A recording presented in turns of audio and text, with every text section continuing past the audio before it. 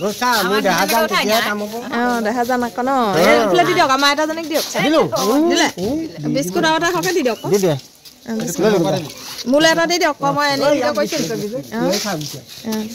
আমি বিস্কুট এই গল হেৰি টিফিন আনি গিলা খুলিব ন কোনে ভাত দিয়ে না আপুনি আপুনিয়ে দিয়ে ভাত আজি কি দিব মাছ নেকি এতিয়া মই টিফিনটো লৈ আহিম আৰু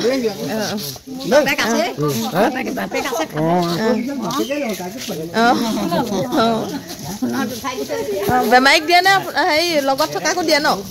নমস্কাৰ বন্ধু বান্ধৱীসকল মই মৰমী মোৰ ইউটিউব চেনেলটোলৈ আপোনালোক সকলোলৈকে স্বাগতম জনালোঁ এয়া দেখিছেনে কুশলকোঁৱৰ অসামৰিক চিকিৎসালয়ত মই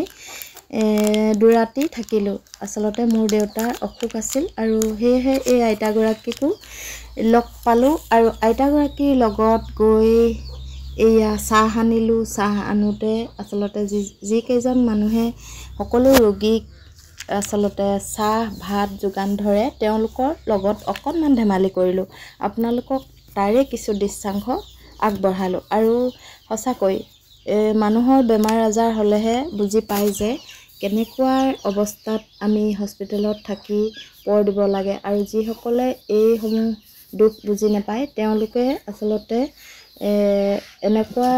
মানৱীয়তাৰ ক্ষেত্ৰত বহুত কঠোৰ হয় কাৰণ হস্পিটেলত যি পৰ দি পায় তেওঁলোকৰ অন্তৰখন বহুত কোমল হৈ পৰে আৰু তেওঁলোকে নিশ্চয় বুজি পায় যে এজন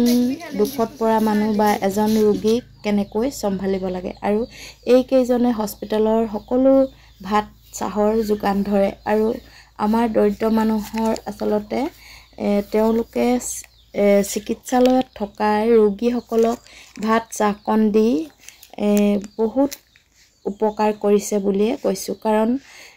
যদিও তেওঁলোকৰ এইটো ডিউটি হ'লেও তেওঁলোকে সময়মতে চাহ আৰু ভাত যোগান ধৰিছে নহয় জানো আমাৰ ঘৰত যেনেকৈ ৰান্ধনীসকলে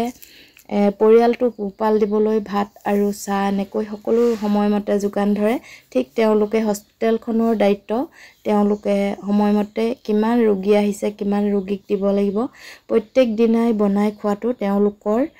যথেষ্ট কষ্ট হয়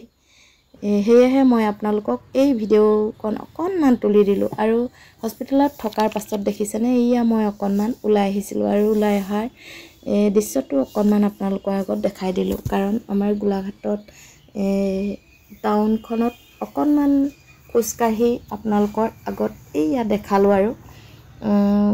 ফুটপাথৰ ফালে যিখন বজাৰ বহে সেই বজাৰখনতে কিছুমান বস্তু কিনিবলৈ মোৰ ভণ্টিৰ লগত গৈছিলোঁ আচলতে